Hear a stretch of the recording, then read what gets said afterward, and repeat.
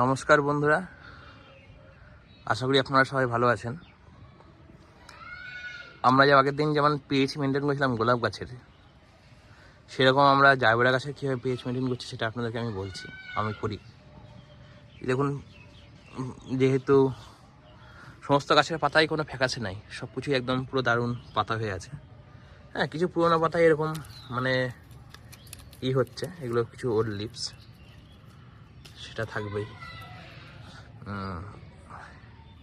এবার যেটা আমি বলছিলাম যে জারবেরা গাছের পিএইচ নিয়ন্ত্রণটা আমরা যেমনভাবে গোলাপ গাছের যেটা আমি দেখিয়েছিলাম, আমি আগের ভিডিওতে একটা আপলোড করেছিলাম পিএইচ মেনটেন গোলাপ গাছের জন্য, ঠিক একই উপায়ে 1 লিটার জলে আপনারা সপ্তাহে একদিন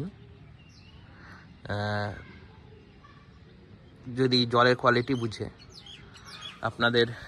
আপনারা 3 থেকে 5 ml পর্যন্ত ভিনিগার মিশিয়ে সেই জলটা, এই যে আমি মিশানো আছে, আমি গোলাপ গাছেও আমি আজকে দিলাম। এই দেখুন আমার সমস্ত গোলাপ গাছে, এই যে সূর্য প্রায় ডুবে আসছে, বিকালটা একটু ঠান্ডাই আছে, সময়তে আমি দিচ্ছি।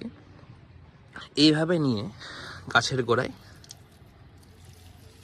ড্রেঞ্চ করে দেবেন।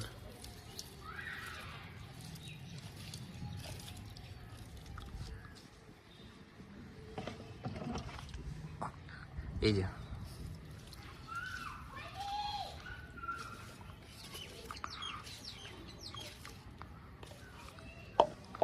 এইভাবে ড্রেঞ্চ করে দেবেন। এই ড্রেন আউট হয়ে যাচ্ছে আমার তল থেকে সমস্ত জল। ওই জন্য দেখুন কি সুন্দর, বেশ সুন্দর স্টিকগুলো হয়েছে।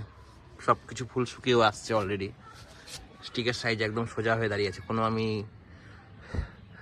মানে আমার কাছে জারবেরাগুলো অবহেলাই থাকে, এমন কিছু আমি মানে যত্ন করার সময় পাই না, কোনো কিছু আমি স্টিক বা কোনো কিছু দিইনি, তাতেই এত সুন্দর হয়েছে।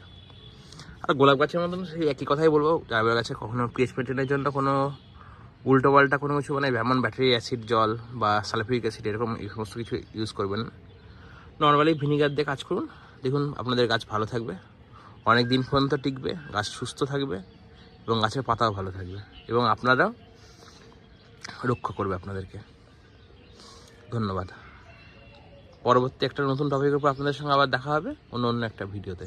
যদি ভিডিওটা ভালো লেগে থাকে চ্যানেলটাকে অবশ্যই সাবস্ক্রাইব করবেন, লাইক কমেন্ট করবেন, এবং আপনাদের বন্ধু এবং আপনাদের ফ্যামিলি মেম্বারদেরকেও বলবেন চ্যানেলটা সাবস্ক্রাইব করার জন্য।